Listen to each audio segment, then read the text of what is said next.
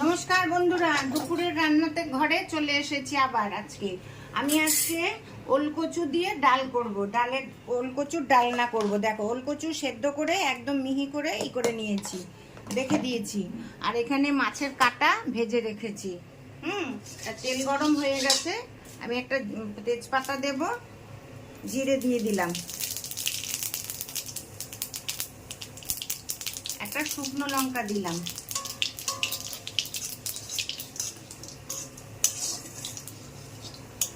দেখো শুকনো লঙ্কাটাও লাল হয়ে গেছে, ভাজা হয়ে গিয়ে। এবার ডালটাকে ছেড়ে দিচ্ছি। দেখো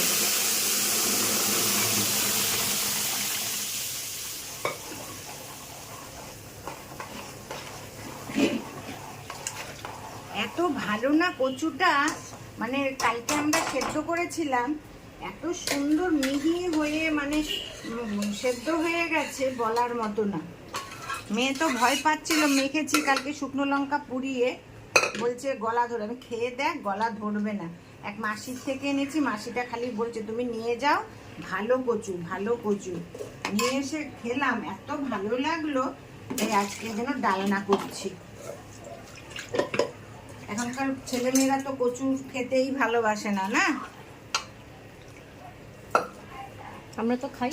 হ্যাঁ, ওরা আমার মেয়েরা খায়, কিন্তু আমার বড় মেয়ে আবার এই দেখো একটু লঙ্কা দিয়ে দিচ্ছি, একটু ঝাল না হলে ভালো লাগে না। একটু লঙ্কাগুলো থ্যাতো করে নিয়েছি, মাথাগুলো দিয়ে দিচ্ছি।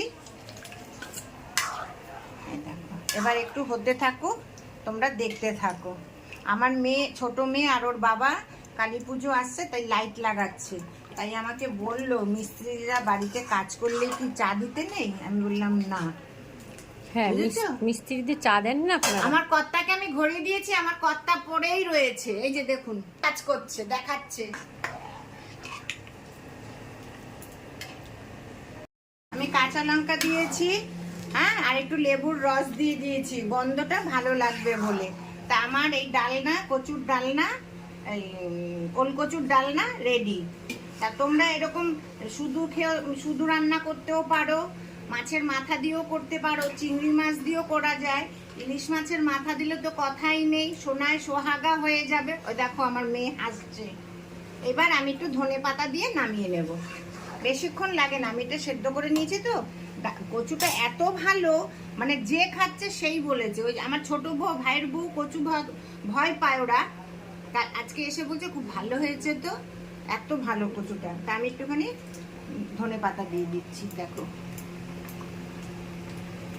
এইসব রান্না এখন তো উঠেই গেছে, এইসব রান্না কিন্তু আমাদের বাড়িতে খাই, আমার বাপের বাড়িতে, আমার মামা বাড়িতে খাই আমরা এইসব রান্না।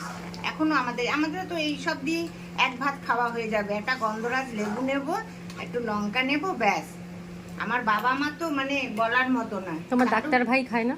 হ্যাঁ, আমার মামা তো ভাই ডাক্তার, ও যা রান্না হবে সব খাবে, কোনো পদ ছাড়বে না, কোনো পদ না। কচু, মান কচু, মানে যা রান্না হবে এমন, মানে এসে আমার মারা তো মানে কচু কোনোটা বাদ যাবে না। মান কচু থেকে আরম্ভ করে বিষ কচু পর্যন্ত খায়। আমার ঠাকুমা বিষ কচুর পাতা এনে পুড়িয়ে বাটতো, আর আমরা তো এখন পাই না এইসব কচু। যেটুকু পাই সেইটুকুই খাই।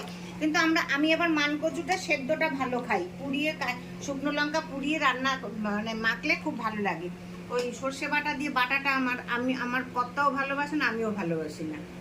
যাই হোক, তাহলে তোমরা এরকম করে রান্না করে খেয়ে দেখো কেমন লাগে, আমাকে কমেন্টসে জানাবে, আমাকে লাইক করবে, শেয়ার করবে, আর আমার চ্যানেলকে সাবস্ক্রাইব করবে।